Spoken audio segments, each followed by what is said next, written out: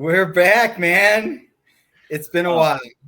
Well, yeah, it's been a while. It's been a while. Life happens, and it's a crazy time of year. But we're back. We got probably one of the most, in my opinion, pivotal movies of the year came out. Superman. This, in my opinion, is the start of something special. I was blown away by Superman. I think this James Gunn did this right. I think the tone of the whole movie, the way that everything was done, the way this is tied in with the previous stuff that has come out by James Gunn, which is Peacemaker, Creature Commandos, is just perfect. And I think this is a great time for me and you to come back here from our hiatus. I'm happy to be back, man. How are you feeling? Hell yeah. I'm happy to be back too. We might have had a impromptu episode in between our hiatus and our one-on-one private podcast here.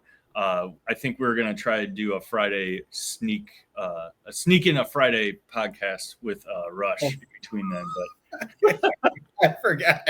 But we're back to the secret podcast. I forgot. Yeah, this is a secret podcast. Yeah. Yeah, just initial reactions to Superman 2025. I really loved it. I initially gave it. I saw it on the Tuesday, the Amazon premiere or Amazon Prime early screening or whatever. Really loved it. Gave it an A out of the theater reaction. As I've sat with it for a week or so, I still love it. I get after having sat with it for a week and heard a lot of people starting to trash talk certain things and little this and that nitpicks, I still stand by, like, it works in my mind. Like, all these nitpicks that I hear on YouTube and all that, like, yeah, I get it. Like, I hear that. And it wasn't a perfect movie. I have a list. Nick, I know you loved it. You have no notes. I have a few notes.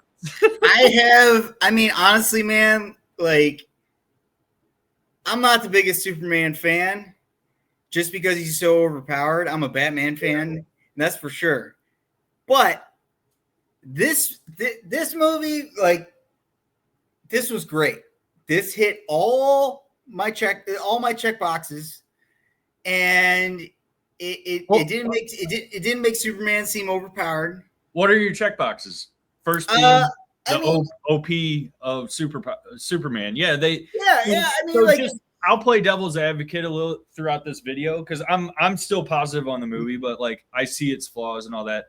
So like one criticism is that like Superman gets his ass kicked throughout the whole movie. I love it.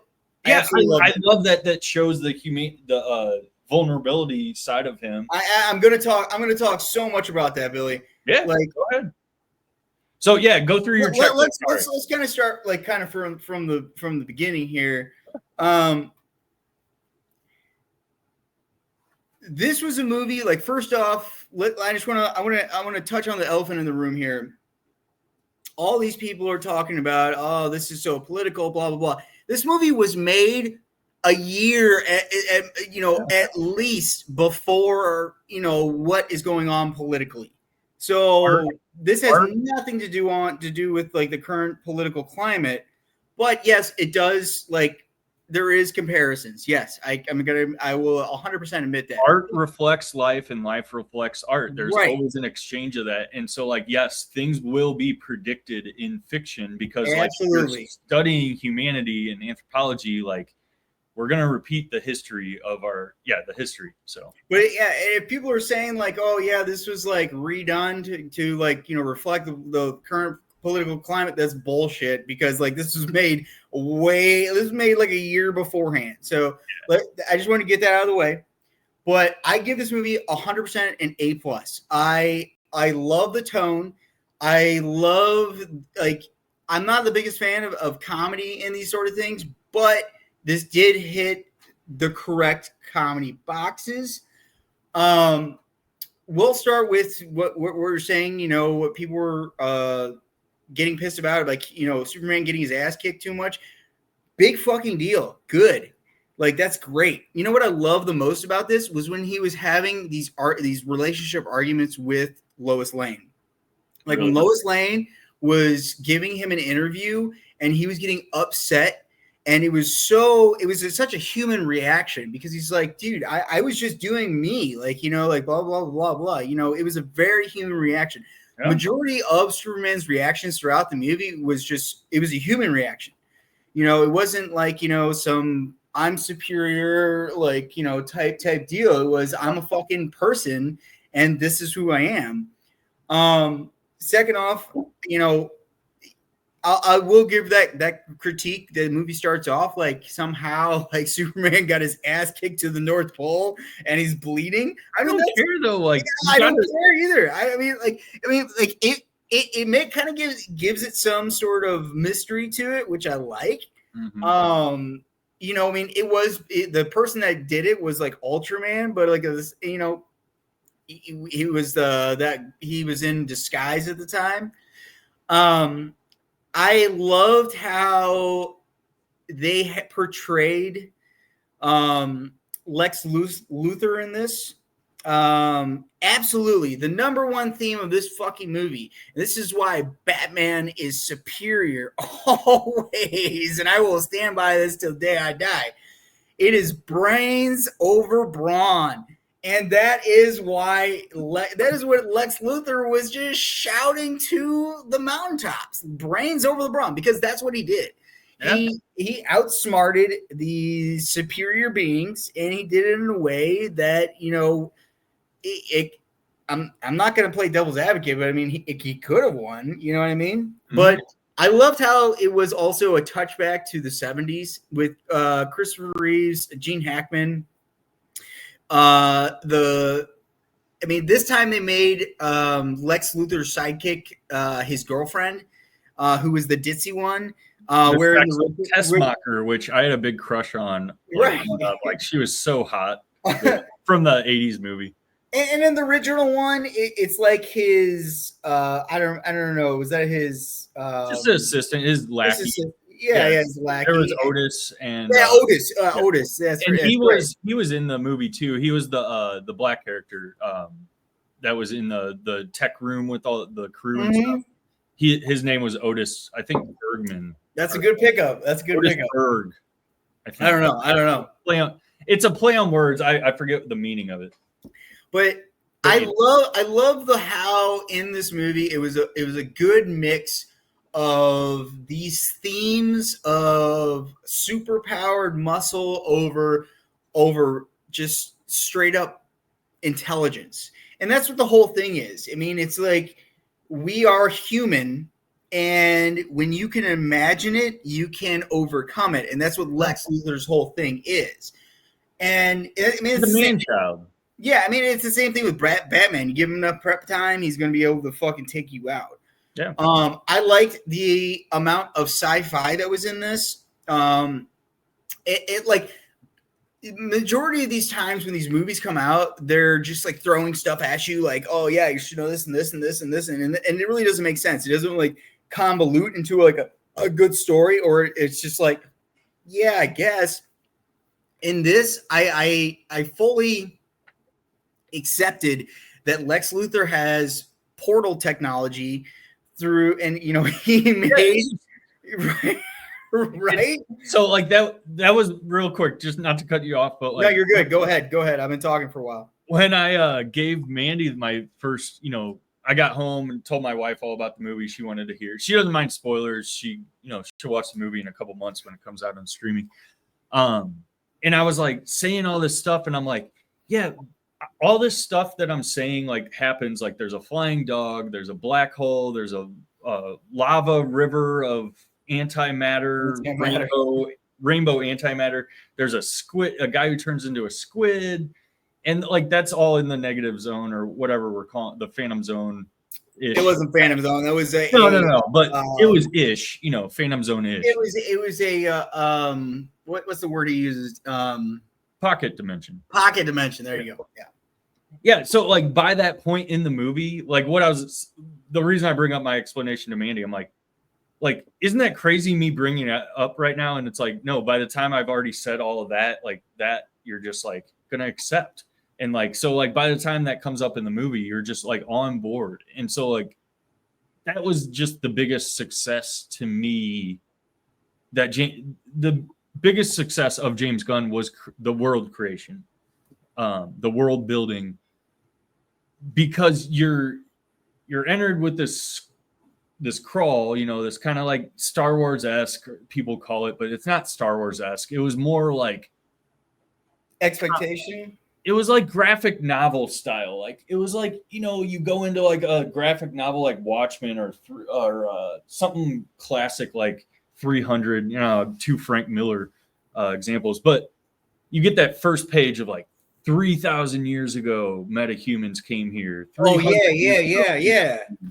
30 years this, 3 years this, 3 hours ago, 3 minutes. Like that just brings you into the world. Like, and so like right there is genius, having that, that intro page from a comic book. And then boom, yeah, Superman got his ass kicked. And then he goes back to another fight. And like that, I've heard a complaint, which I need to rewatch the movie. I've only seen it once, but his second fight with the Hammer of Baravia, it just kind of ends. There's no like resolution. It's just like, oh, he got his ass kicked a second time, and then he goes home. And so like that's part of people's complaints. And I can't comment on that because I don't really remember how that fight ends. I know like the Hammer of Baravia like retreats. I mean, he like pretty much what happens is he goes to the Fortress of Solitude, which this is like, as far, if we're gonna go critiques, this is one of the only kind of critiques I have, is when he goes to the Fortress of Solitude. Number one, the Fortress of Solitude somehow like appears out of the ground. I didn't like that. I was like, why is it growing? Okay, that's fine. But the second part is that when he's the second part was like his intake of solar energy. They use like dude. That's the kind of fucking sci-fi I like. So it wasn't that like the way he did it. It was the way it was that it was giving him pain. I was like, why is it giving him pain? It's giving him pain because you can hear the ribs cracking back into place. Like he still feels all that stuff happening, like in real time. Like his organs were being like shifted, and like skin was being like repaired, and like I mean, that makes sense. When you're cracking your back, like it's like painful when you crack your back, but it's a good painful. Like I fucking love that pop. I mean, so like that's like just thinking out loud, like that's how I related to it. I mean, it makes more sense when you say it like that. Like I was just like, like I thought that was supposed to help him. Like, why isn't it? Sometimes healing is painful. So I mean, that was kind of like one of my only critiques, but like, he goes, they say he's at 86% when he leaves the Fortress of Solitude, and then he goes back and fights Ultraman, the Hammer of Baravia.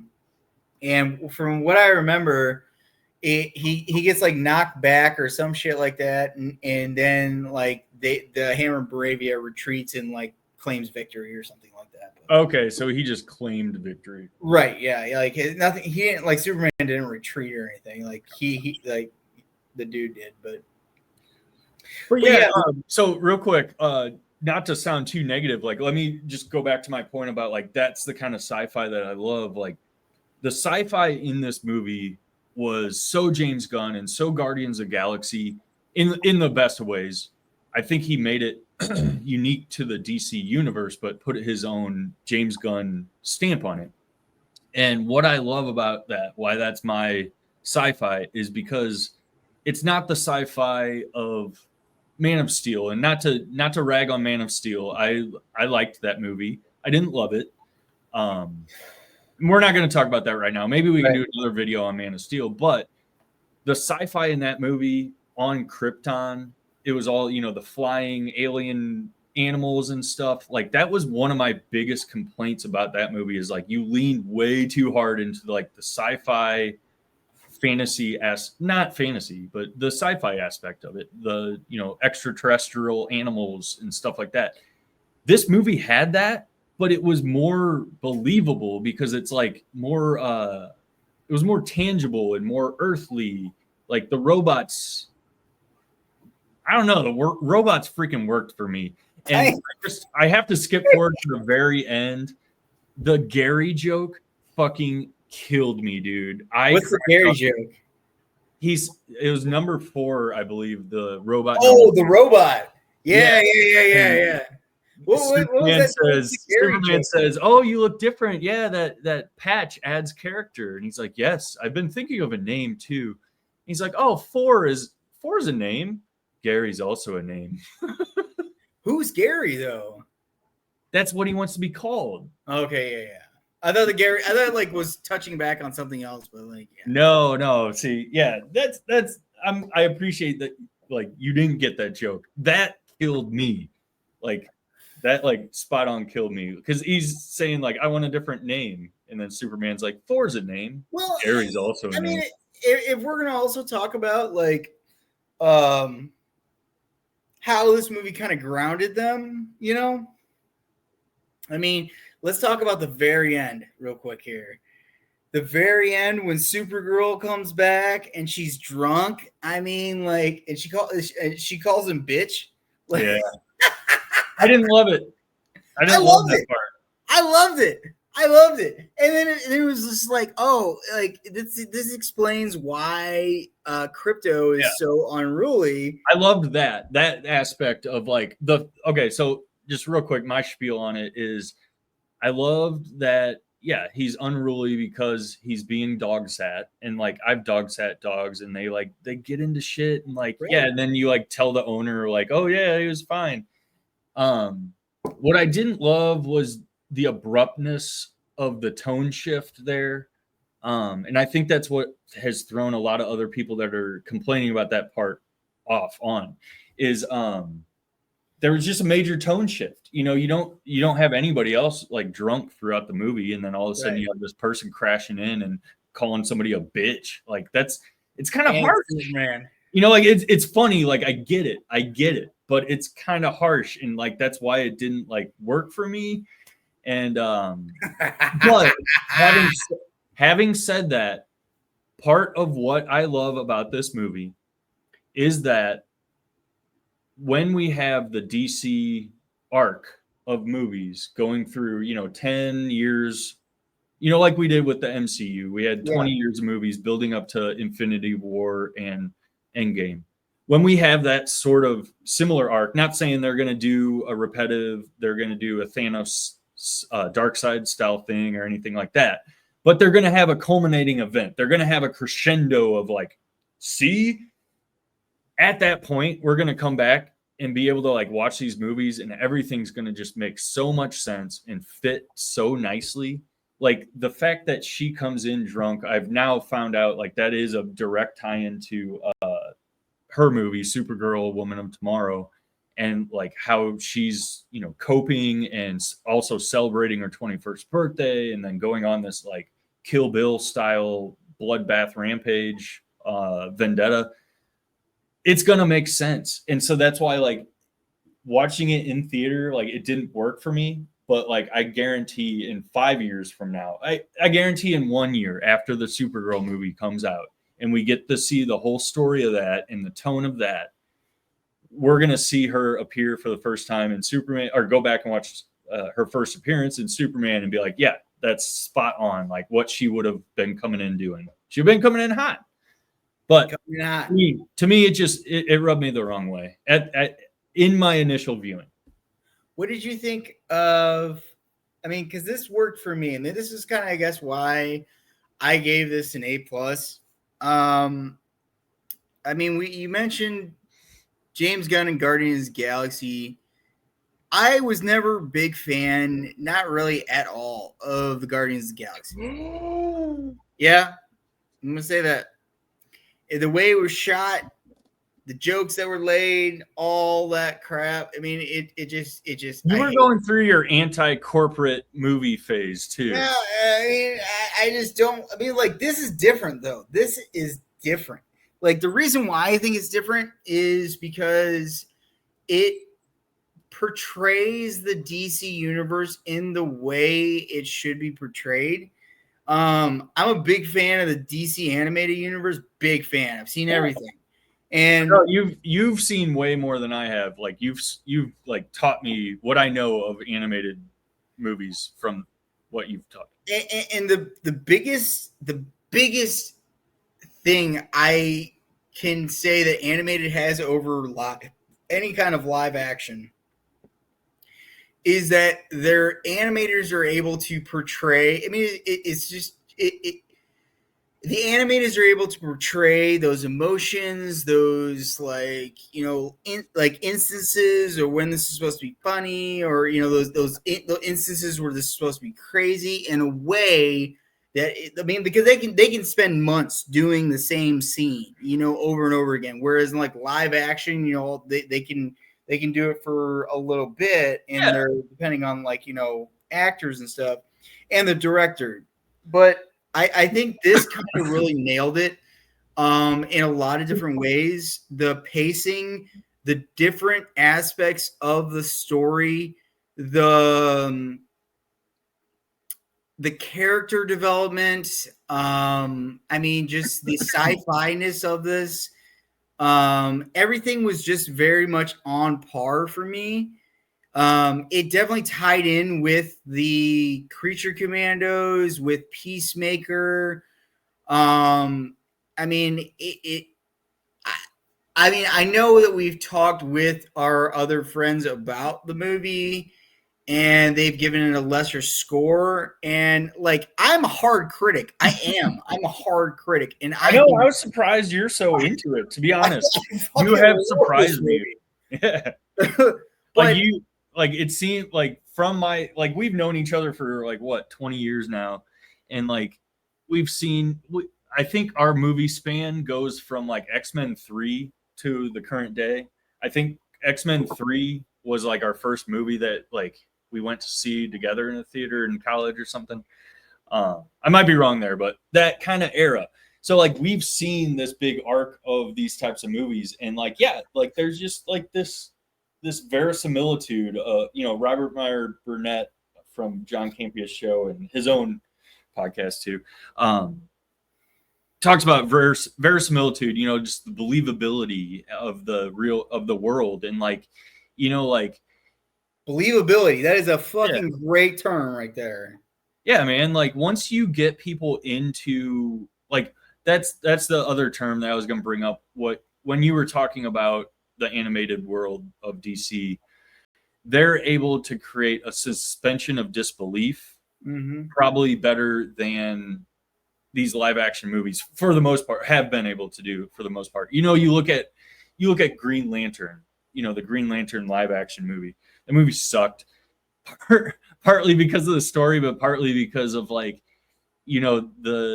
I just didn't believe, this dude sitting in his living room playing with this weird, stupid looking lantern, and oh look, and now I have a mask on. Like it was a really bad. I didn't believe it. There was zero verisimilitude. There's zero believability, and this movie had it all. Like I believed everything. Before we get into like I love the tie-ins. Before you continue that thought, just a quick little thing there. Nathan Fillion, who plays Guy Gardner, he plays Hal Jordan in the DC animated universe. The voiceover. Just a little bit how tight that shit is. I mean, like, dude, that is fucking cool, man. It's fucking cool. He's James Gunn's go-to guy too. So I mean, dude, Nathan Fillion was fucking a baller after Firefly, man. Like that motherfucker. So I'll be honest, I was not a Nathan Fillion fan until I found out like his like backstory of just being like, like I was not a Firefly fan during the time that I was on the air. Right? Yeah, I mean, I've come to appreciate it and stuff. So anyway, no, I didn't interrupt though. No, you're fine. What I was getting into, or before we get into like, I love how what we're talking about, like the world building. It like we've both been really into Peacemaker and Creature Commandos, and it ties in so tightly with that. before we get into that, let's stick on the kind of like positives and negatives of the actual movie. Do the And so, negatives. yeah, so like just like I didn't have many negatives, but one thing that let me just see. So like you were saying, everything was so believable, and uh, you were never taken out of the movie at any point, right? For the Yeah. most part, like you just like were in it. The parts that took me out of it were this: um, the battle in Janjapur. It just felt like small and unrealistic. I agree with that, but at the same, I'll tell you this. I'll tell you this, Billy. I was overcome with like Superman pride at that point when they came in. When they came in with that fucking guitar, so like dude, I was just like, oh, like, When and dude, the point that like, I started fist pumping was when Guy Gardner was like woo. punching tanks, and then he started going boom, boom. Did you notice that? Yeah, I did. He was flicking off tanks as he was flicking them. Oh, that was so great. I mean, But yeah, like that was. I did want to touch on that. I'm glad you brought that up. Like, I'm super glad. Like it kind of still sounded like the Man of Steel, like theme with the guitars, like riff. But I don't care. I don't fucking care. It was fucking great. The guitar riff, like it got everything. Like I was boiling up inside when that guitar riff like started playing. I was like, "Fuck yeah, let's do it, Superman!" And then the kid with the fucking flag, and I mean, it was great. I felt like this was something they did right, and I don't think. I mean, yes, I agree.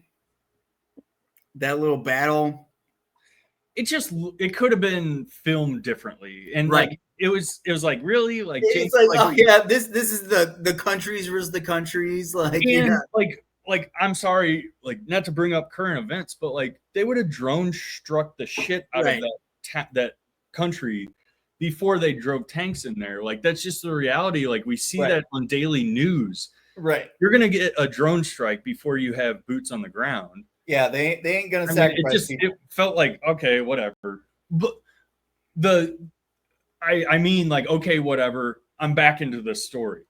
Mm-hmm. But it did take me out of it for a second there. Go. What are your other negatives? Yeah. Let me catch my breath. I just ran up to get another beer. Um, okay, so I hate in movies, there's a movie trope of the Flash did it with babies. In this movie did it with an alien baby. Like you have a child, Nick. You protected a child for over 2 years now. When you like are carrying a baby, you can't just like go around like this and like it's still okay. No, what I just did right now, that would mess up the baby. I'm sorry, but you can't see the baby like that was a question I had, because that wasn't an alien baby, that was a meta baby. Because but at the same time though, that definitely didn't look like a normal baby. Like the head was way too large for I mean, maybe Mr. Elemental, or the Elemental Man, Metamorpho. Maybe his baby did look like that, but I do want to I do want to know kind of the backstory on that, because yeah, and I think we'll get more of that. But at the same time, I agree with you. Yeah, Superman was like, he definitely was not holding that baby's head. Brain scramblies. Yeah, like, you got to hold that baby's head.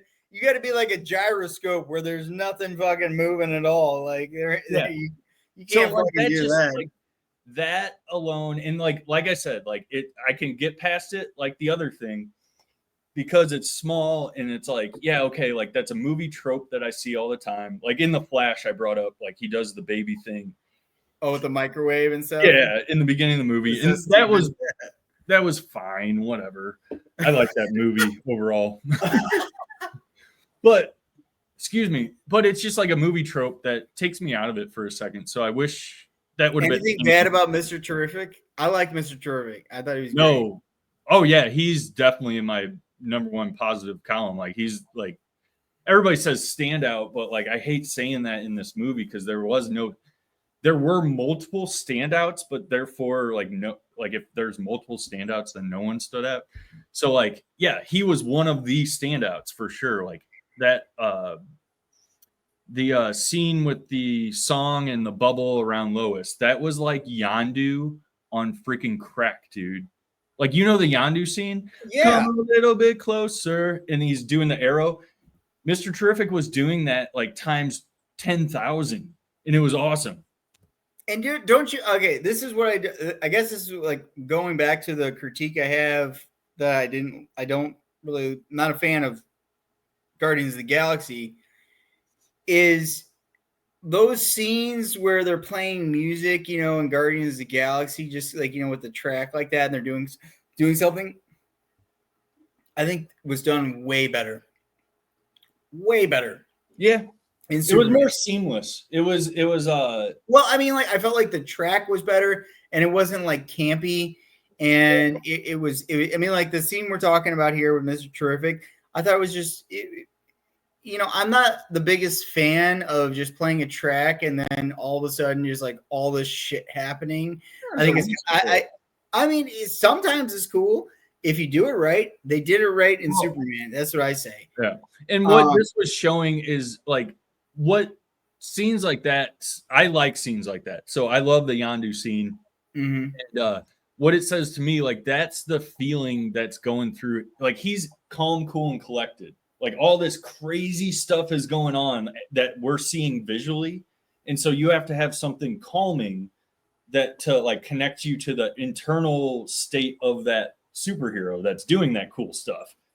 And so like you have this cool ass song like Come a Little Bit Closer, or I forget the song that's playing during the Mr. Terrific scene, but like better song craziness. But then he's just fucking chilling. He's Mr. Terrific. I almost called him. He's Mr. Terrific. You know, you don't need to mess with him. So What'd you think of we'll get back to the negatives here in a second. What did you think of Guy Gardner's portrayal of Nathan Fillion? I mean, like, okay, we were talking about, you know, how Green Lantern was not portrayed, you know, very well in the past in live action, which is true. They're coming out with a new live action Green Lantern with not Hal Jordan. What the hell is his name? It's both of them, Hal Jordan and John Stewart. John Spartan. Yeah, John Stewart. John Spartan. Yeah, I know. But I think this was a good portrayal of Green Lantern's powers. When they were fighting the little monster that like grows, you know, he was able to like, you know, all of a sudden put like a thing over his mouth, put like mittens on his hands. You know, I mean, yeah, I mean, you could definitely like when he was going at his eyes with like a little like whatever the hell it's called, but I think that could have been done with like, you know, he could have made that into like some sort of needle or something like that and just, you know, right through it. But at the same time, like I liked it. I liked the portrayal of it. I liked his portrayal of his powers in that little battle with Boravia. I hope we get to see more of Guy Gardner. I really do. I think he should be a fan favorite, and I think he should be part of this DCU coming up here. Yeah. I have some thoughts on where he'll go in the future, or how many times we'll see him, I guess. But yeah, overall, like I was a little bit. So I was initially really excited to hear that they were going to put Guy Gardner in this movie, you know, back a year and a half ago, whatever. Was excited about the Nathan Fillion casting. Like I wasn't a huge fan, but yeah, he's good. He's great and all that. And then like the first image came out of him with the haircut. And I thought I know the haircut is ridiculous and in the comics, but like the real life execution of that haircut I had problems with, like, I do, like, it's not like I'm an illustrator. I know how the minutia of hair works and stuff, and like they cut it in a certain way that just did not look like the comics. It did not. I mean, the only thing I could say is the bowl cut should have been short. They should have been shorter right here, Yeah, and then more over there. Like that's the only thing. It's so subtle of a difference, and I get why people are like, "Oh, it's just like the comics." I mean, just imagine my hair without, like, imagine that without, like, just shaved down a little bit farther. It's he's drawn like a penis head. Like, yeah, he's drawing the penis head. That's right. Yeah, and in this movie, it was a little different than that. It wasn't direct, penis head. And like, yeah, and that's fine. Like, that's his interpretation. But like at first look, I wasn't a fan.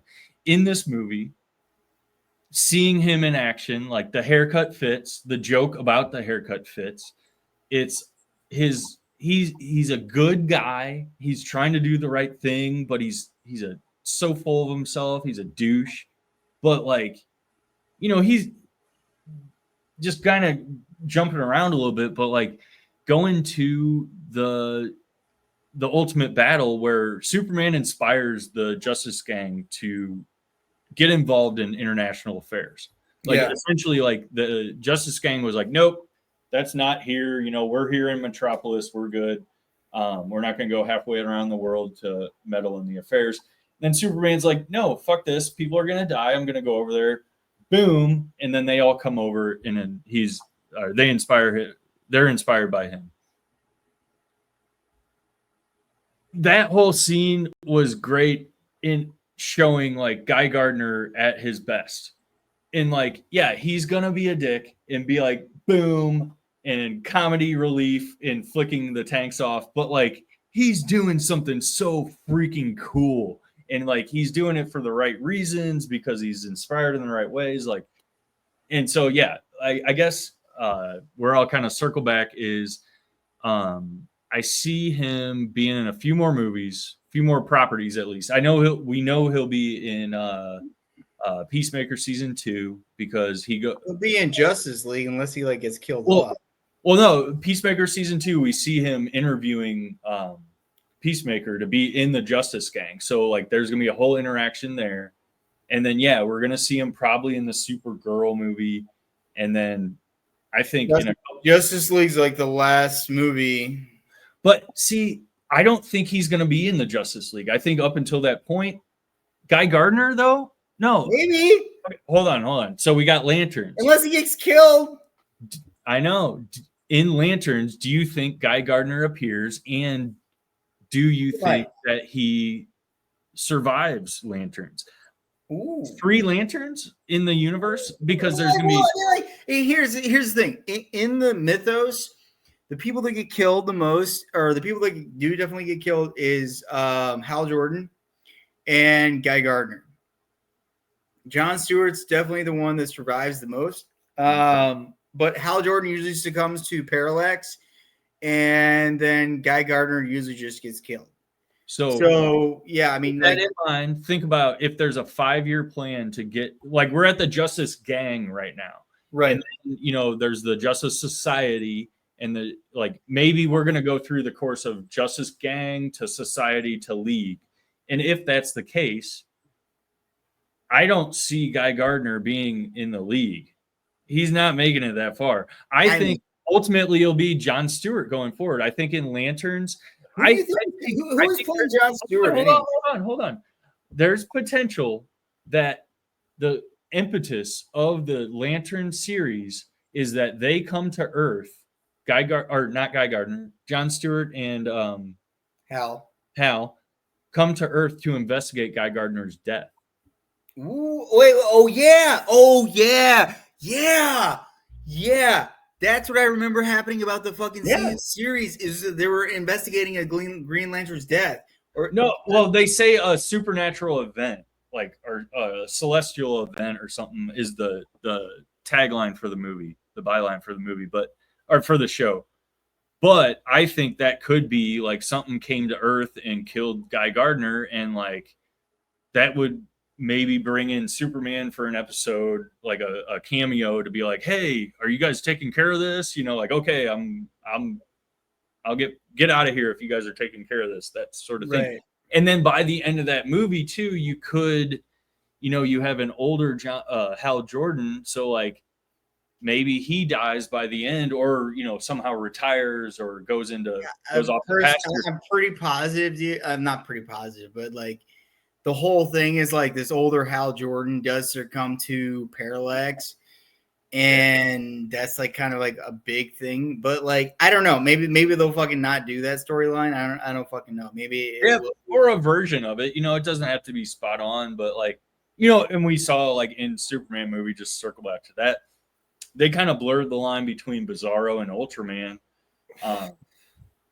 Which, I mean, again, dude, like, if you want to get technical, Ultraman is an alternate version of Superman that landed in like New Jersey or something like that and got raised by like, mafia people. And where did Ultraman in this movie get sucked into, Nick? Oh, he was a clone.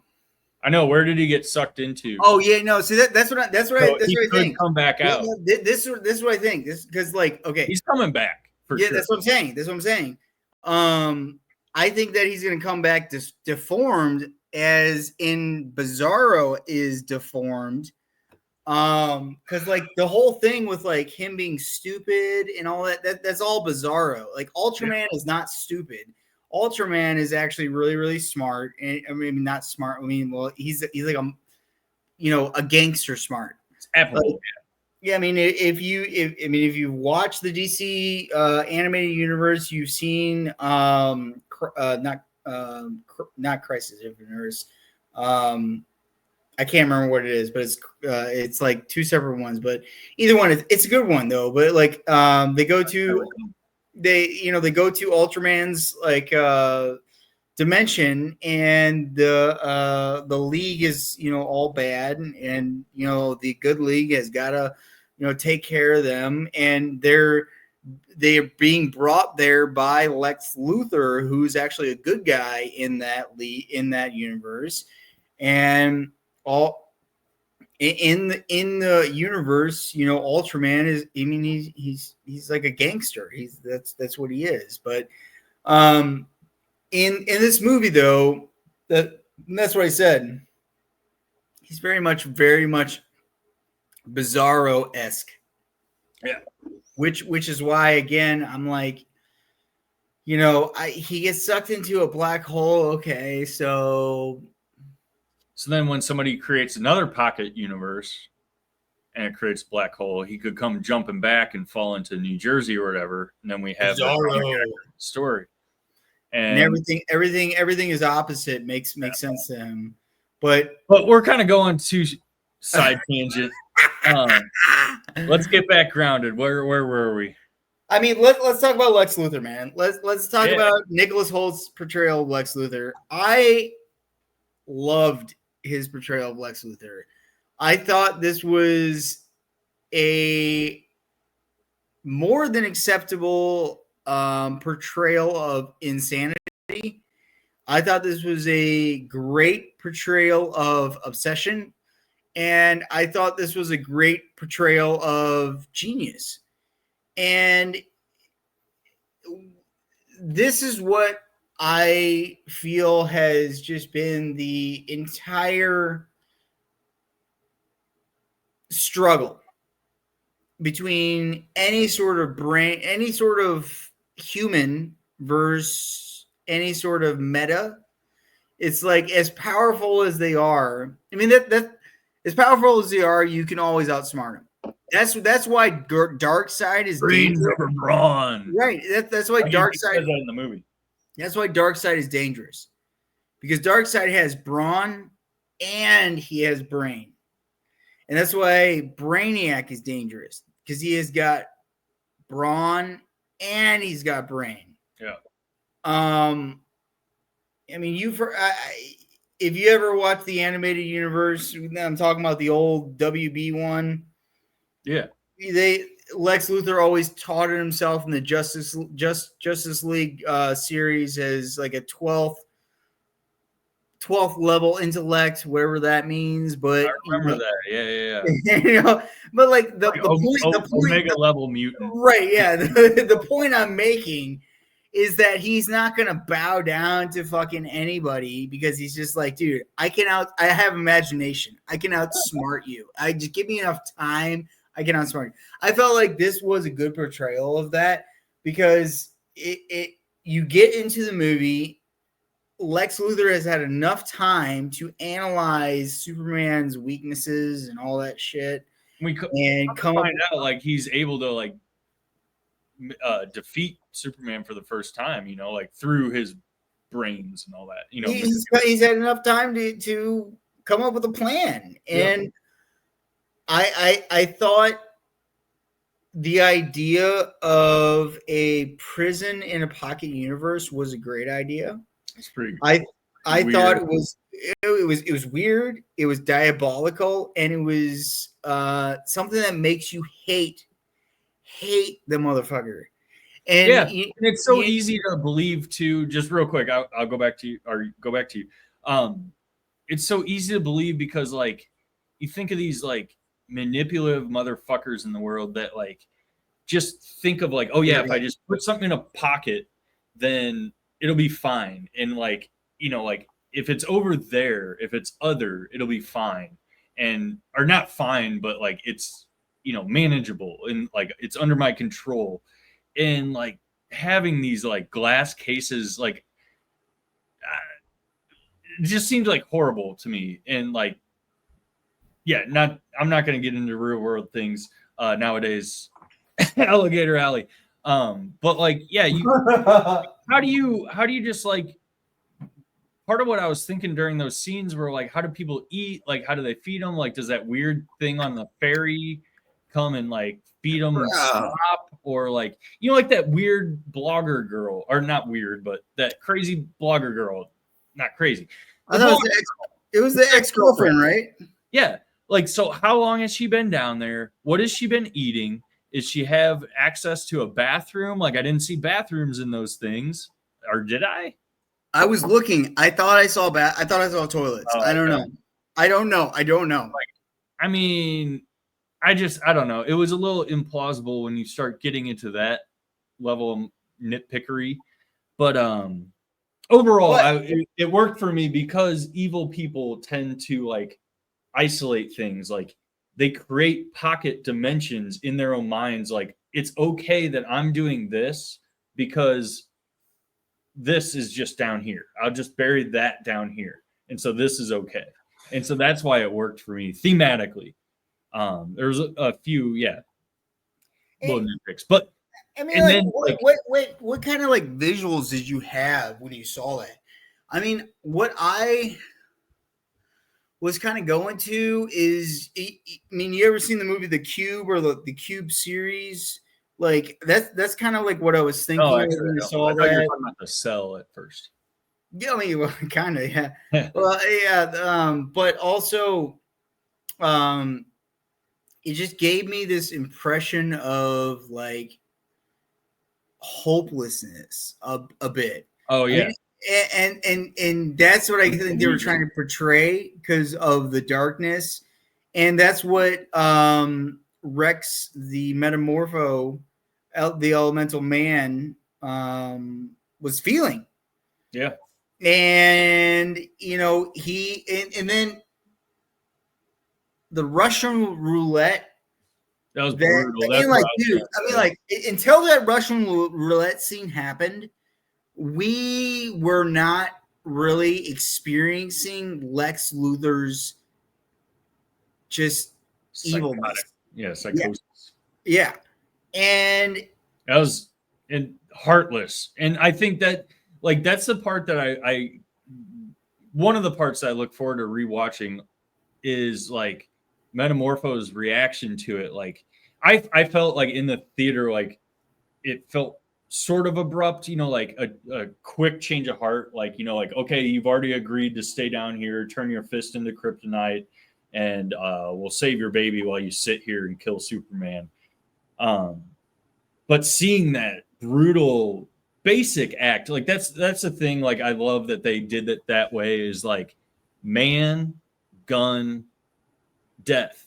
You know, Right. like it's very like Right. You finite. had the most powerful being on Earth Yeah. at your fucking whim because you're using your intelligence and playing on that person's emotion. If I mean, like, well, number one, if he wasn't susceptible to kryptonite, but number two is if he wasn't susceptible to emotion.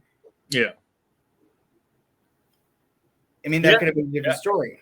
But the point I was trying to make, though, I mean, again, what really hit home and what really kind of also set, like, you know, part of Superman's portrayal of being human is his ability, not ability, I guess you say, just his reactions to the scene of his not friend, just person that helped him out at one point in time. Yeah. Being killed, and then Metamorpho seeing his reaction, because that's what happened. That's what the whole thing was. Is Metamorpho saw his human reaction and saw that this was not some sort of superior being, you know, who's above everybody. But this is a person. And he said, hey, can you save my son? Yeah. And he's like, I mean, like, he See, had to that's say, why I want to rewatch that.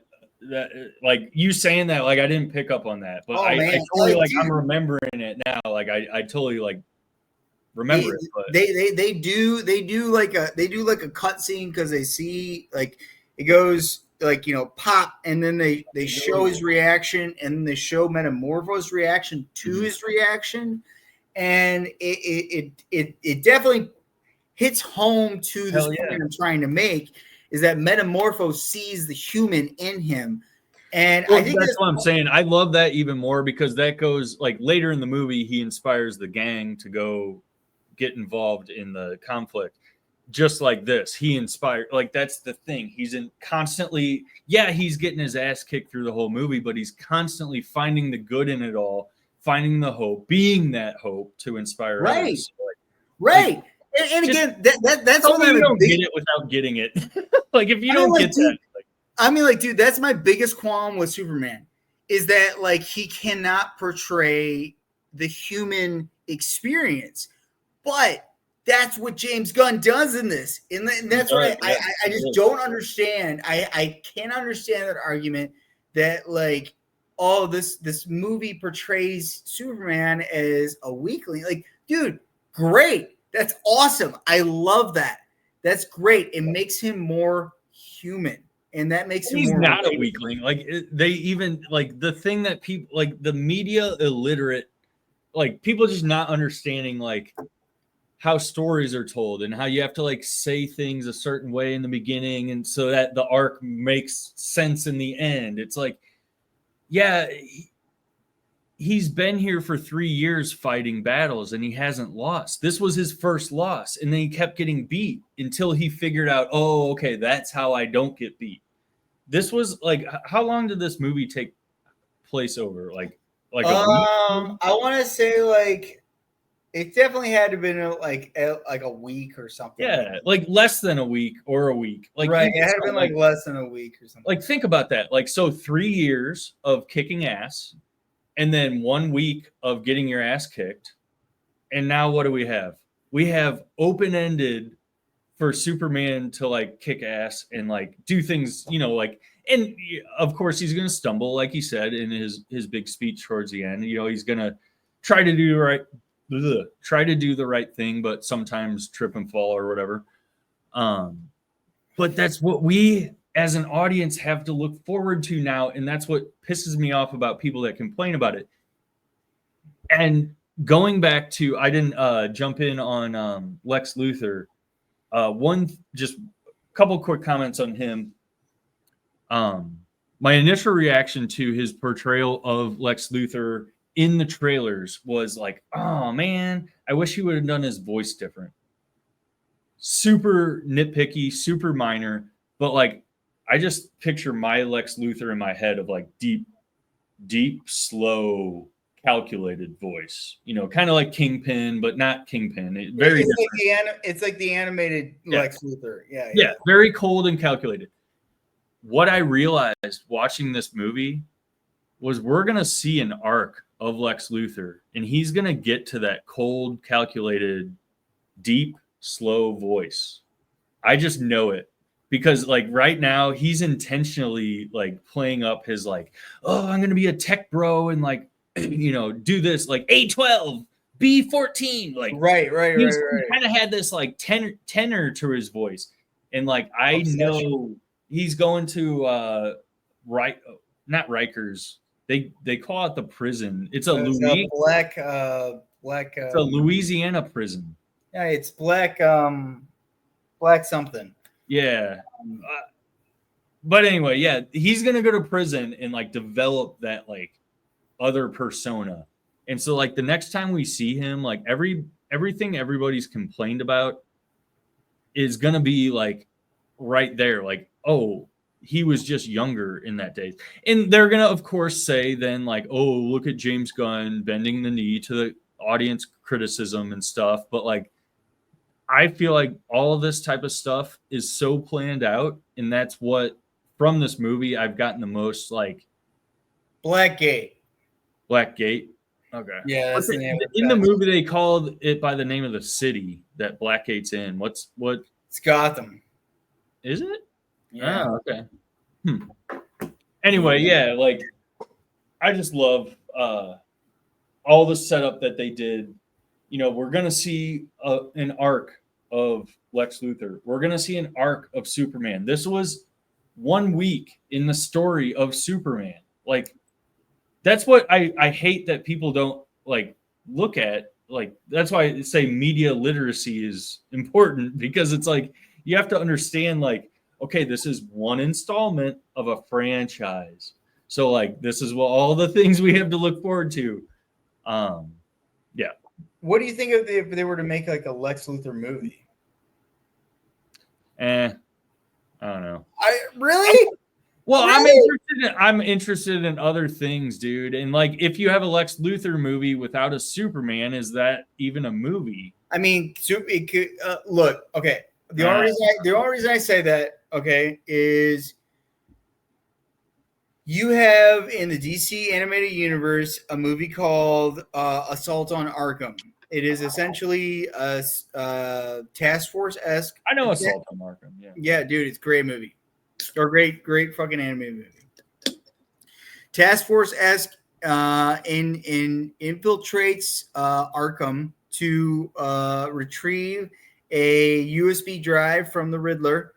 And Batman is the one who definitely like midway, not even midway, probably 3/4 of the movie through, like figures it out, and then he like goes and like starts trying to stop. I think that a Lex Luthor movie like esque type deal where you're dealing with like something like, oh, this is his master plan, this is how he's gonna be fucking doing it, and all this shit. I think that would be a fucking great type of fucking movie. But at the end, it would be like Lex like fakes everybody out. He gets arrested, but the plan like comes to fruition type of deal. I think it would be like something that would be cool. Damn straight. Yeah, purple on purple, dude. You're muted. I can't hear you. Damn it. I was doing a whole Lex Luthor voice. This is my Lex Luthor action figure from the 90s. And I, when the 90s went on, tried to make him into Two-Face. I see that. I didn't give a shit about Lex Luthor growing up. Use a magnifying glass or a lighter? What's that? You use a magnifying glass or a lighter? For what? To make his face Two-Face. Oh, no, that was a Sharpie. Okay. Yeah.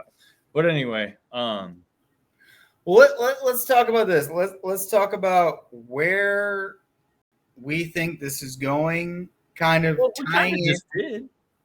Well, a little bit like Hang on. Before we go into like big picture, wrap it up stuff, I want to go through my notes here. I just have let's do it. one more complaint, which is a 3-pronged complaint, and then a few other comments, and then a couple of questions that I jotted down, voice memoed on my way home from the theater, but they've since been asked or answered. So I'll go through those in a second. Okay, my do you want comments or the complaint first? Complaint. Okay. My big complaint about this movie is eyes. People's eyes and things' eyes. Kaiju's eyes are the best example. They're wide set and they're googly and they're CGI. There's Paul Kent's eyes, which the actor, I meant to look up his name. I love the actor. He's been in a few good movies I've seen, always background actor. He has, I forget what it's called, nystagmatism, where his eyes kind of twitch back and forth. Uh-huh. And did you notice that? Did that stick out to you during the? Now I'm looking it up though. They cut around it very well. Like they cut around his eye. I don't want to call it disability, but his eye twitch. And that's probably problematic too. But for lack of better terms, eye twitch. I mean that empathetically.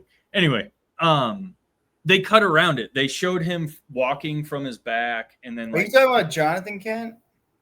Paul Kent. Yeah. Paul Kent. Okay. Yeah, Jonathan Kent. They would show him from the side. They would show him from the back, and then the one shot where they show his eyes as a close up is the heart to heart, and they every time he starts to twitch kind of bad, they cut away real quick. It kind of took me out of it, and I was just curious about that, like as a choice of direction of like, like he downplayed it, and maybe I'm the only one in America that has noticed it. But I mean, like I just try to look up something on it, and like I'm sure I'd find something if I spent a little bit more time on it. Here, I'll look it up. I definitely felt okay. So if we're talking about his parents, I definitely felt his parents were a bad portrayal. What? I did. I mean, oh my god, I love them. So I'm agreeing with Rush on this. I felt like they were made to be bumpkins, and I don't feel that should have been done in that way. I mean, like, yeah, I mean, maybe not bumpkins is not a good word. Maybe more like, maybe a better word is like boomer. They were so realistic to me. Like, well, here's the thing. Here's what I'm talking about. So when they're talking to Clark and they're calling Clark, she's like shouting into the phone, like, like just not knowing how to use technology and all this other shit. And then like when they go and Clark goes and like, recoups at the farm, he has kind of a heart. I mean, he does have that. I know what you're saying. He has that heart to heart with his father, but they don't like do a full on, like, it's like to the side, you know what I mean? And I think that was done because of it's called nystagmus. But like also though, like when they would switch to his mom, like talking though, like, and this is what I didn't like. She sounded stupid. She did. I didn't like it. I thought it was a bad portrayal. I mean, like maybe it was a portrayal of boomers. I don't think it was. I think it hurts to look in the mirror sometimes is what your and Rush's problem is. Maybe. And just to clarify for anybody watching this video, we live in Missouri, and I am adamant about, like, I know people that look and talk and act exactly like Ma and Pa Kent. If an alien came down in the middle of Kansas, it would probably hit some farm that looked exactly like what James Gunn cast and portrayed that farm as. Like, to me, to each their own. Like, I totally, Right. your feelings are your feelings, but I feel like part of that is because us in St. Louis, we reject that farm mentality of like, no, Missouri isn't that. That's true. So, like, That's true. We do. I'm sorry, dude, but looking in the mirror, that's what we look like to the world. That's true. Just saying. All right. That's my thing. All right. Go on. Go on. What do you All got? right, all right. So the eye twitch thing, and okay, so let me just go back real quick. His name is Pruitt Taylor Vince, I believe. Shoot, where's my window? Yeah, Pruitt Taylor Vince. He is what's the movie? Identity. Do you remember that movie? Oh yeah, is he the big guy? Is he the fat guy? Don't spoil it. But like, yeah, that is the role that I knew him from. So he's always been kind of a weirdo. But seeing him in this context, he does have weird eyes. He has weird eyes. It's called nystagmus, and I'm not making fun of it. It legitimately caught my eye and took me out of the movie slightly at the time. So yeah, that, and then so we're still on my one complaint about the eye. So there was the kaiju's eyes, there was Paul Kent's eye twitching, which is nystagmus, which is totally understandable. And then there's crypto, which, the CGI dog thing, like it worked. It totally worked. There was less crypto focus than I was worrying about going into the movie. But certain shots, like just the eyes, threw me off. Uncanny Valley, even with the dogs. And then the fourth thing with the eyes is David Cornsweat's eyes. Like, he has a googly eye. He has kind of like a lazy eye. Not a lazy eye. It's just like wide set pupils. What, can you like point out? Tell me a scene, because I want to go back and watch it, and I want to see it. I mean, like I really do want to see it. I know that throughout the movie, the most prominent thing that people talk about is that one shot that everybody's flying. Where he's flying towards the camera, and like that's the most. That's at the beginning. Yeah, that's the most prevalent. But like throughout the movie, just even when he's not Superman, when he's Clark, he excuse me, he just has this kind of googly eye sometimes, and it's like, I don't know. It definitely was part of how the movie was shot. It was you know what the movie was shot. But my point is that those four things, and there's probably a couple other things that caught my eye too. Like, James Gunn has a thing about eyes, and and so like that's part of his brushstroke on this universe is the googly eyes. Like, we're gonna get used to googly eyes. We're getting but yeah, he's always been obsessed with eyes. Look at Starro. How they defeat Starro in the Suicide Squad. They stab him in the freaking eye, and it's disgusting and freaking amazing. I loved it. I love all the eye stuff. I hate all the eye stuff. I love it. I don't know where else I was going. I think that was it. I think those are my complaints. Just the eye stuff, and it's not even a complaint. It's just a kind of an observation. Couple other quick comments, and then we'll get into overall thoughts before we wrap it up. Just real quick. Jotted these down. I haven't read these since I got out of theater. It was great. Felt full, but not too stuffed. The story broke things up. The comedy all worked. The twist with Jor-El was great. I still don't believe it, but I liked the twist in the lore. The Kryptonian language was awesome. It was almost like Hebrew style, or European, or something like that. Let's talk about your. Hold on. Glad it wasn't English. Can't wait for this universe to be built out more in the full with the metahumans. And I feel like since Man of Steel, there's been a recognition this is kind of a complaint. I feel like since Man of Steel, there's been a recognition in superhero movies that innocent bystanders must be saved. I think this went too far with this movie, with that. I agree. Yeah, like, some people would just have to die in like saving the kaiju, and like it's like, okay, I get it. Ever since Man of Steel, when all those buildings hit each other and like everybody died, Yeah, I'll tell you this.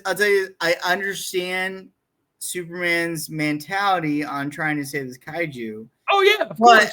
I don't. In the movie, they didn't need to play. I thought was really stupid was him portraying the saving of the squirrel twice.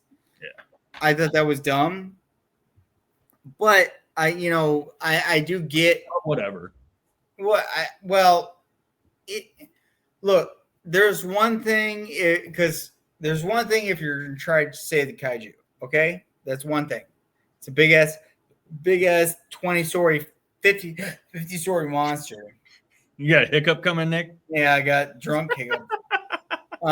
There's another thing there that is like I'm gonna portray saving a stupid squirrel who is I'm sorry, I don't like squirrels. Squirrels suck. They're rodents. Yeah, tree rats, man. I don't care. I don't care if this. No. So okay, let's go back to the Kryptonian message and the language real quick. Like I love the Well, no. Go back to that. Go to that theory you were talking about, like about Zod. I want to talk about that. Well, I love that. I love that you said that. You and Rush that. Okay, so with what I texted you and Rush earlier today was the twist with Jor-El was great. I still don't believe it, but I like the twist in the lore of Superman being sent here to conquer, not save. And I still don't believe it. I still think it was doctored or tampered with in some way. I just don't believe it. And I think part of that was because of how James Gunn did it in the movie. Like if he wanted us to walk out of that movie being like, yeah, that was definitely like messed up, Jor-El is evil, he would have had more of a definitive thing. But like all we got was like Mr. Terrific being like, hey, I'm the smartest man and I know a lot of other smart people, and so you need to trust me that it's true. And it's like, no, I don't. I'm sorry. I just met you an hour ago. And so yeah, I'm on board with that. That was a choice, and that was a directing choice to not confirm that was true. And so like the most plausible kind of theory that I have now is like, one, what if, so in the movie, I think I need to watch it again, but I think they say like Mr. Terrific says everybody on Earth, there's nobody on Earth that could have tampered with this message. That was a red flag in my mind. Like, oh, what about Kryptonians? Could they have tampered with the message? They're not on Earth. Could Martian the Manhunter or any of these people? So that's the first thing. And then like taking it to an extreme, what if Zod tampered with the message? He intercepted it somehow. If the ship was traveling at a certain speed, and then the crystal that set up the Fortress of Solitude was traveling at a different speed, they would have gotten to Earth at different times. He could have intercepted. Or if you want to go really crazy, what if Bradley Cooper is Zod, and he's going to be the villain in a future movie where he comes to Earth and tries to conquer, and he was posing as Jor-El? Dude, I think that would be amazing. The reason why I think your theory has validity is because James Gunn has a not hard on, but just he likes Bradley Cooper. Bradley Cooper was Rocket Raccoon through all the movies. Yeah, man. And I 100% think that what you're saying has validity because of that. Yeah. And he's odd. I mean, like, to me, that is a good, like, if you were going to make a Zod movie, that would be a good thing to do the Darth Vader twist. Right. At the beginning. Not even that. It's just like, hey, like 3/4 of the movie, like, not, I guess it could be 3/4 of the movie, but like, you do the Luke, I am your father. Well, no, that might be a bad analogy. It's like the opposite of that. It would be more like, because that's what I'm saying. It would have to be like a quarter into the movie when he like is finally confronting Zod, and then it would be like, hey, I know you, you're my father type deal, but like, no, you're not. Yeah. But yeah, Pretty no, cool. I don't know. I think the only reason you say that, the only reason I think has validity is because of Bradley Cooper's involvement in the Guardians of the Galaxy. Yeah. That's why I think what you're saying definitely has validity. Well, okay, I heard this thing. Let me see if this takes any of that away. Basically, James Gunn said in an interview, he revealed before the movie came out, which I was kind of disappointed about, but I understand why he did in the end. He revealed who Jor-El was, that it was Bradley Cooper playing Jor-El before the movie came out. And having seen the movie, it makes total sense why he did that, because it's revealed pretty early on. It's not like a big Right.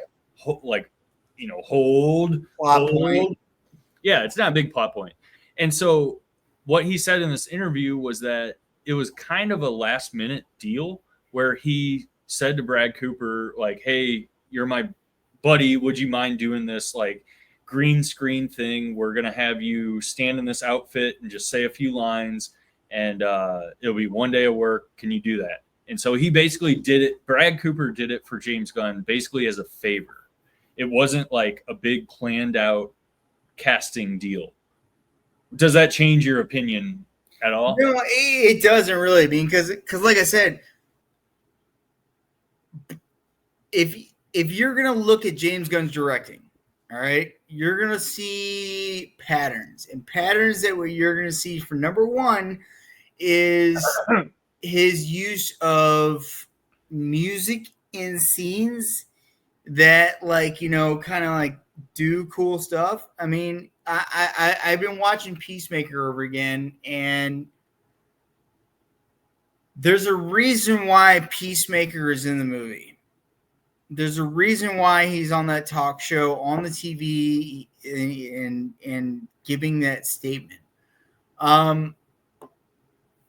I personally think that James Gunn definitely has a plan for this sort of thing.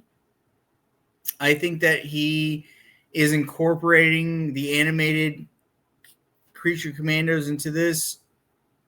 I think that Peacemaker is, I mean, like, why make Peacemaker a front thing as far as a TV series for your universe? I mean, like, it is, you know what I mean? Like, he's accessible. He's an everyman. Well, I mean, at the same time, though, it's more like exposition too. Yeah. But it's also, I mean, it's exposition is kind of what it is. But it allows them to tell that story that you're not getting from the movie.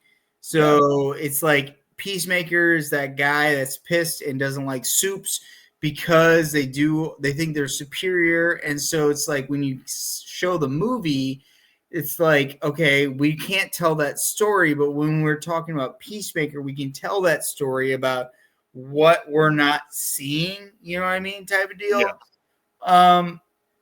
I think that James Gunn definitely, I mean, like, when I heard that James Gunn was taking over this shit, I 100% was not on board. Really? I was like, oh, Guardians Galaxy douchebag, like, fuck that guy. I was excited, dude. Like, I hated it. I'm on board 100%. After the hit of Creature Commandos, because I mean, if nobody's seen Creature Commandos, go watch Creature Commandos. It's fucking awesome. It's fucking awesome. You understand why Rick Flag Sr. hates Peacemaker. Like, it's just good. And you understand how so good. You understand how James Gunn uses his music in those scenes so fucking well. And that's why I think it fucking works. And they used, in the Superman movie, music was used sparingly. But there was a conversation about it. It was good though. And at the end, like, it's cool. It's punk rock to be like good. Like, that's like the takeaway message. And it was told through music. Like, that was classic James Gunn. like go to credits, have the song say the overall theme of the movie, that like being good is cool. And like it's cool because it's like everybody thinks it's not cool, but like we all know it's better.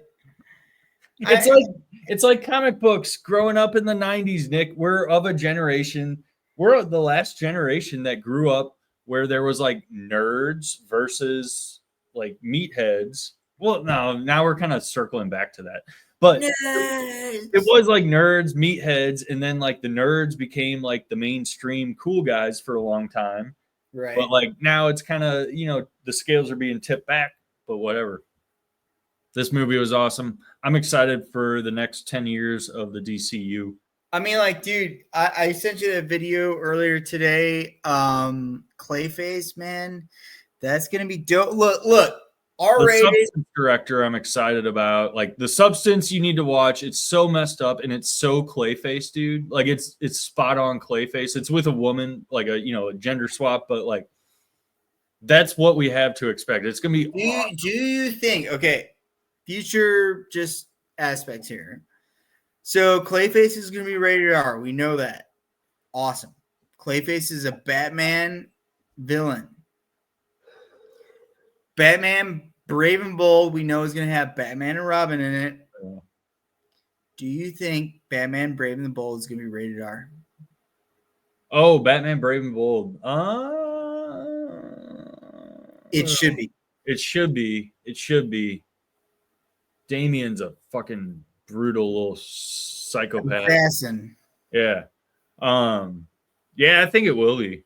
I do. This was PG-13. Superman was. I mean, you think about that like Russian roulette scene. Like if you just like do a couple of those, you're in our territory. I mean, like just at least just show like a blade going through them. I mean, yeah, dude, like chopping people's heads off. Like, yeah. I mean, like look at the Peacemaker series on HBO or Max, whatever the fuck they're calling themselves these days.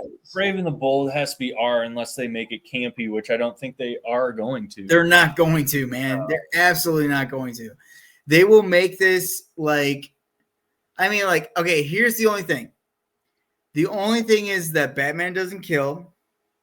Damien is trained by the League of Assassins, but is put into Batman's care by his mother Talia, and Batman teaches him justice over revenge or justice over emotion, type deal. So I mean that's like the main struggle Damien has in his early years before he goes into the Titans, is just his programming from the League of Assassins to what Batman is trying to portray to him, that you are a bigger person for not killing. So here's where I'm at. Where would this movie take place at? Would it be taking place at earlier on when Damien first comes on, or would it be taking later on when Damien is actually kind of knows what's going on and is practicing that mantra of justice over revenge? I mean, I think we get there. We get there. You got to do the origin story of that stuff, because like you think of people that have never read a comic, never seen anything animated, like they don't even know that there's an alternate Robin, multiple Robins, multiple. Yeah. So yeah, you got to introduce it. And so like that's the thing I was going to interject with is like, let me give you another option. What if Brave and the Bold doesn't have Batman in it? What? Okay. Look at what was it? Son of Batman, which is where Damien was introduced. Batman is missing. That's the intro.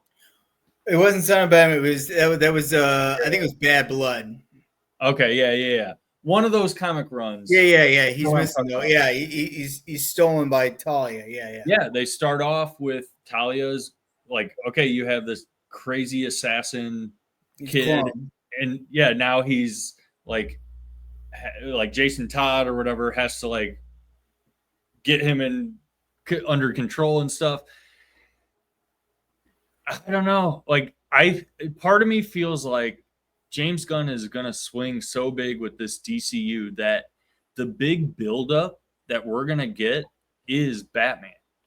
Is like think about it. Like you get the Justice League before you get Batman. Like oh, we have the Justice League, but we can't call ourselves the Justice League quite yet because we have to add somebody else. And so like this whole build up culmination movie is just adding Batman to the crew. Dude, and you know why? Because that's why Batman is so badass. Yeah. But I mean, like, that's the whole thing, though. That's the whole thing of this whole movie between Lex Luthor and Superman is brain over brawn. And like, that's what I love about this, because it's just like, that's my whole, like, when we're arguing with Rush about why, like, you know, any superhero that is human based is just better, it's because they're human.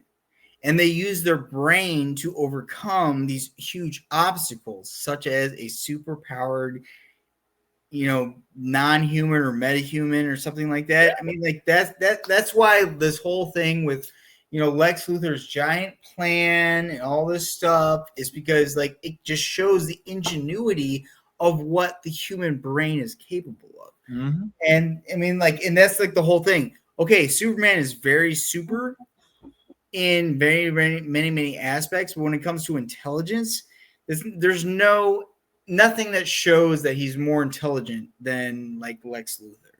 Many things that show that Lex Luthor is much more intelligent than him. Bruce Wayne, Batman. Batman. I mean, like Lex Luthor is smarter like than not Batman. Intelligence, but detective, like in intuition level. You know, like if we're talking about like logistics, Batman is the smartest on Earth. Yeah, he's got echolocation brain. Like he figures it all. Logistics, Batman there's no comparison. As far as like intelligence, I mean Lex Luthor, Mr. Terrific, Toyman, there's a couple other ones, but they're all up there. I mean, Bruce Wayne is definitely not the smartest, but he's in the top 10. But Weasel. But as far as like, we need to wrap it up. We're at an hour and a half. All right.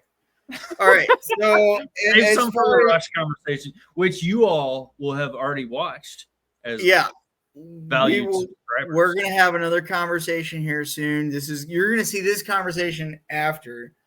What we have coming up, there's a lot of cool things coming up here. I guess, God, the heck was coming out. There's something coming out in August, man. I can't remember. Well, are you talking in general or DC? In general, I know Aliens. Fantastic Four is coming out like in a week or so, so we're definitely going to do an episode. Aliens is coming out. There's something else coming out. No, Alien Earth. That's coming out. Yep. And then there's some. I don't remember what the other one is, but it's something dope. Did you watch Ironheart? I did not. I watched all the everything else about it. You watch the recaps and stuff. You should watch the last episode. The last episode's good. I mean, like I heard some bad things about just the whole thing. It's a good show. It's a decent. I mean, like the introduction to Mephisto, like that, and then it's just doing like. Dude, he was awesome. But like, dude, it's gonna like retcon like everything, and it's just like, dude, that is not necessarily. No, they're not going to do that. They shouldn't. They absolutely should not. Like, it's so dumb. No, I think they learned some lessons over the past few years that they can't just sloppily, connect things. Everything. Yeah, no. Like, honestly, I think they're going to do it strategically and, like, be like, like certain little things that everybody would be on board with. They're going to do it there. You know what I mean? Like, I can't think of an example, but, like, how do we do away with Secret Invasion? Like, maybe that was Mephisto that made a deal with Disney and like whoosh, like something like that everybody be like, okay, I can buy that. That's a terrible example, but I feel like they're not going to go overboard with the retcons. I really, really feel they have a handle on that. And as I say that out loud, now I'm worried. Yeah. No, honestly, I hadn't thought about that, but before we're talking now, but I have faith in them. All right, Bill, I gotta go to the bathroom, so let's wrap this up. Yeah, man. So long story short, on a level of wizard, mostly wizard, kind of wizard, or not so wizard, where would you put Mostly Superman? wizard, dude. Like Superman. Mostly wizard, not wizard. Mostly. No, what's the top one? Wizard. Wizard. Oh yeah, wizard. I was gonna say. Yeah, it is absolutely wizard. Like honestly, I said this and I thoroughly believe this. Superman, in my opinion, is best picture of the fucking year so far. So far. Like, we'll see what Fantastic Four has to offer, but I'm telling you, I have not seen anything this entire fucking year that is even in the ballpark of where Superman lands. I thoroughly thought this was a great movie. It had everything I wanted to see about it, and it's leaving me wanting more. So yeah. Mm-hmm. Definitely, man. I would put it as a low wizard. Like, as I say low, I don't mean that in a negative way. I just mean like it's on the border of like mostly wizard and wizard. Like to me, yeah. I think 5 years from now, I'll look back at it as a totally wizard movie. That's the top category. There's wizard and then totally wizard. But yeah, it was mostly wizard with an emphasis on the wizard for me. So, with that, don't forget to like and subscribe. We really appreciate it. We're trying to build a little bit of a community here on Mostly Wizard. So, we will catch you on the next. I mean, we'll be back in about 2 days here, but this video will not come out for a while. Yeah. But by the time this comes out, we'll be on another hiatus. Yeah. Well, we're not going on hiatus. Well, maybe we'll. I don't know. But Fantastic Four will be out by then, and we'll probably be in August by the time this one comes out. Yeah. All right, man. Take it easy.